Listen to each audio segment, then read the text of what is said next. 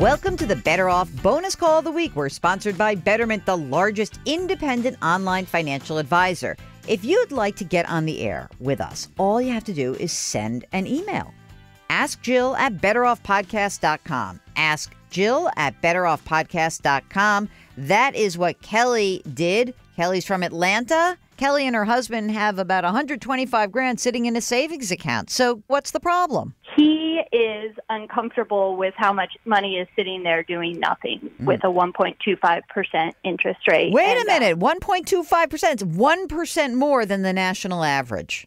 So you should feel good about yourself. What do you think is your emergency savings needs if 125-ish is too much? What is the actual emergency reserve fund? Where should it be, do you think? I guess we have about maybe $60,000, and that's even probably more than we need for 6 months of expenses. Okay, all right. We spend probably $7,000 a month, or $8,000. All right. 9 on a bad month. Or a good month. Are you guys both employed, or is it one salary? Two salaries. And how much do you guys earn together? About $203,000. 200. Okay, we'll call it. What do you guys do for work? I'm a teacher, and my husband works in business operations. Okay, so teacher, you probably have tenure, and you're probably not going to get fired, so you've got a pretty solid job, right? Yep. Okay. Sometimes if I find out that let's say two salespeople are married, I'll say, yeah, beef that. It's okay to have a bigger emergency reserve fund just because income can be variable. But I think in your case, having 6 months is just fine, or 6-7 months is just fine. So how old are you guys?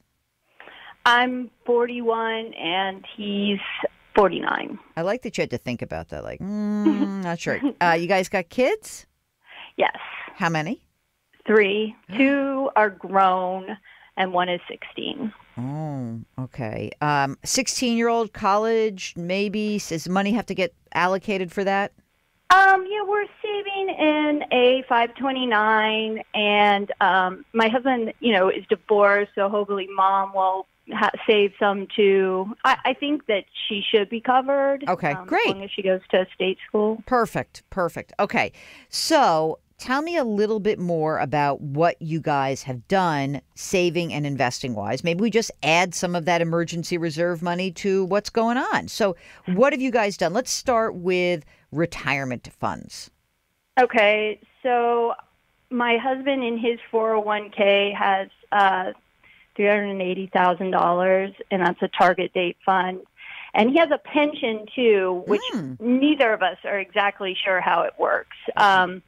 But in it is $135,000, but I think he gets a certain amount at a certain age. So I don't know what that is. It's good. It's like nothing bad can happen with that in terms of like, hey, there could be an extra nice stream of income, even if it were just like $1,000 a month. It's something will come in. Okay, so he's got 380, and is he maxing out his retirement account? Yes, and we do a backdoor Roth for both of us. Oh, sweet. So I have about $115,000 in mine, and he has $30,000 in his. Great. And in my 457 plan, I have $109,000, and then I have a brokerage account with about $643,000 in stocks, and I think that's about it. I have a Lincoln annuity too that was old 403B, and that's $52,000. Old 403B meaning that it's still a non-qualified annuity, or has it been rolled over? No, it's still. I mean, I haven't put any money in. I got it. It's just sitting there dormant, essentially. Okay, but it's still there. It's a 403B. Okay, great. It's invested, and yeah. Okay, good. So you got a lot of money. This is all good news. So what is it about the savings that it sounds to me like you want to keep it beefed up a little bit more than you need. He doesn't. What is it that you feel like why you want to have that money safe and liquid right now? I don't really have any, particular reason other than like I've never had a loan on a car. I'm just not comfortable with debt. Okay. I had my house paid off when I moved into this house.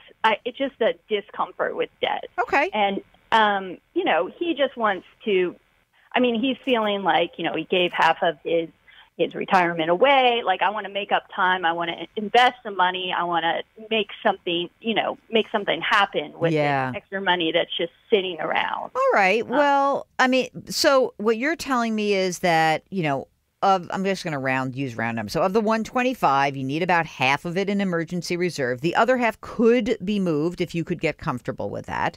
And certainly you could just pop that right into your Schwab account, right? It's a non-qualified, it's a non-retirement account. You could just put it in there and invest. Does he have something different that he is thinking about? No, Okay. I was saying to him last night, that's an account that's been in my name. So I was thinking we could open a joint account, some kind of brokerage account. Right. And, use one of the robo-advisors and do it, and do something that's a little bit more conservative than just all stocks. Yeah, I was just going to say, I think that might be a good thing. You're sort of in it together and you don't, and that way, it may be risky. It may not be. You can sort of think of it as, you could think of it as like an in-between kind of account. Like, hey, if something different happened in a few years, like if all of a sudden your 16-year-old, goes to a public school and you're covered, that's great. But if all of a sudden she's like, hey, I just got into some great school and you're like, we do have this money, we could help her pay for it.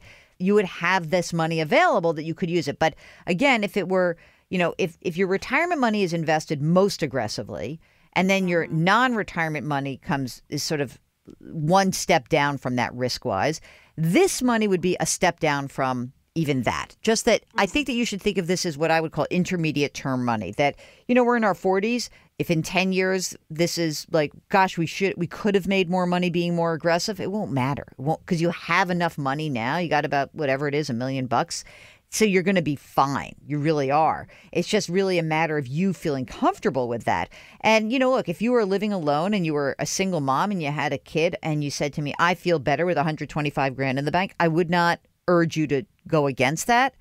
But he has a point in that, like, you have money, you have good cash flow, things seem pretty stable. So there's no reason not to put the money to work, except for the fact that, I don't want you to go crazy either. So can you get comfortable with that?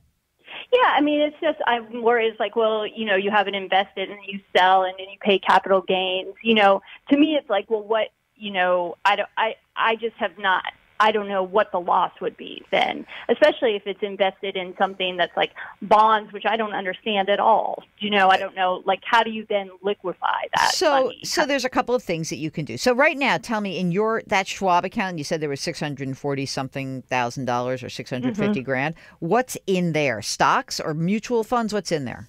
It's mostly individual stocks. There's like 39 individual stocks and then 3 like ETFs that are also individual stocks. Dude, you're a player.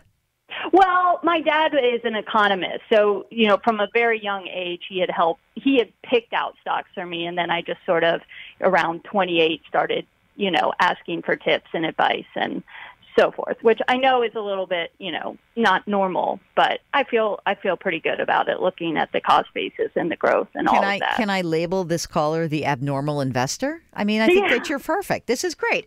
Look, you've got these stocks. Hopefully it's diversified, but it's all stock, meaning that you don't have any bonds anywhere except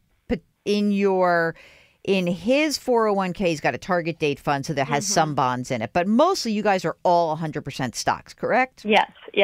All right. So here's something to think about. Maybe the interim step for you is that you start to consider trying to add some bonds to your overall allocation. And maybe you do that inside of your retirement account because, obviously making change. So here's the thing. With a bond or a bond fund, you have income that you get from it. If that income is pushing into a retirement account, it's not taxed. Now, tell me, you said you live in Atlanta. Does Georgia have a state income tax? Yes. Okay, so if you put bonds in your non-retirement account, then those bonds are going to throw off income unless they are municipal bonds, which is a whole different category. But basically, bond is easy. Think of it this way. You make a loan to someone or some company or some municipality and they pay you interest. That's a bond. That's all it is. And some kinds of bonds are taxable, that the interest they pay you is taxable, and some are not. So what you could theoretically do is add some corporate bond holdings inside of your retirement accounts. I mean, I just don't think you need to be 100% in stocks. You're young, but you're not that young. So even if you said like what's in, you said his target date fund. I mean, maybe what you do is you say target date fund for him, instead of having it in just one fund, you say, look, let me put half of the money in a stock index fund and half of the money in a bond index fund. Just like that. Boom. And then all of a sudden your risk level is going to go down a little. So that's one thing to consider. And then when you add the money to a brand new account, if you were to go to an online advisor like Betterment, who's our sponsor, I always have to say that, then you just make sure that you note when you're filling out your risk parameters that you need to be tax efficient. And I think that then you could be, you'd be in good shape.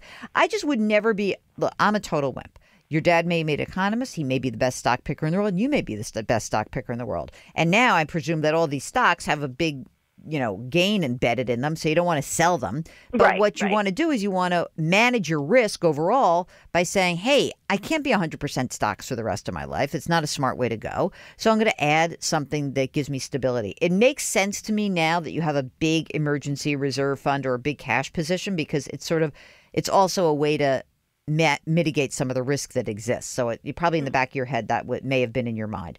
So that's what I would do. I would just add some bond positions to the retirement accounts. And, if you're comfortable with index funds, there are bond indexes that are really cheap, and that's how I would manage it. Does that make sense? Mm-hmm. All right. Yeah.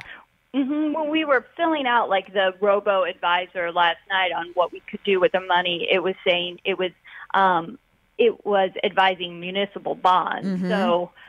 So right. And so the reason why that would be is that because you're in a high tax state, a municipal bond, which you would buy like a Georgia state bond, and the interest that you receive would not be taxed at a federal or a state level.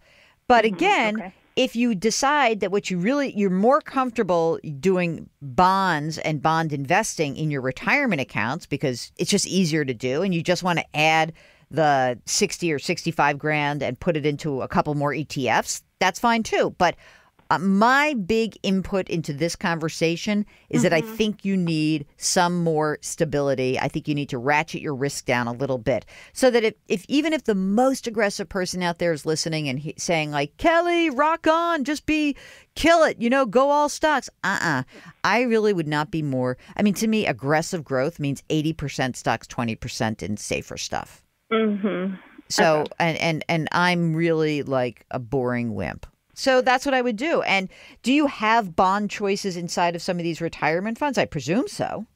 Yeah, even in mine, I think that I can do a targeted fund, which would be much more conservative than what I'm in. Yeah, currently. Just would be careful because some of the target date funds have higher fees. So you may just want to own a bond index.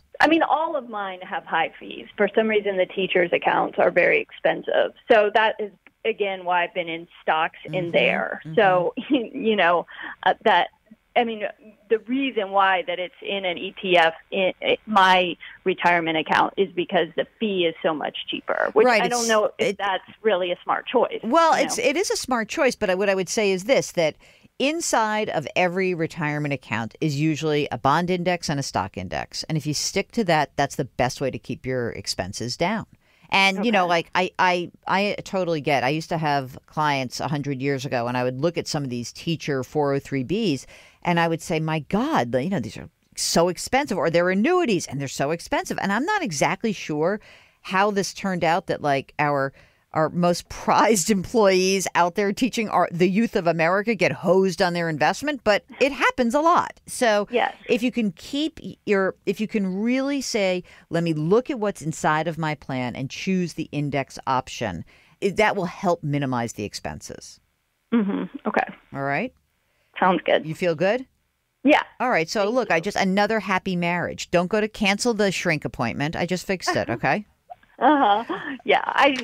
We won't go to blows over this. Good. So. Excellent. Kelly, thanks so much for calling.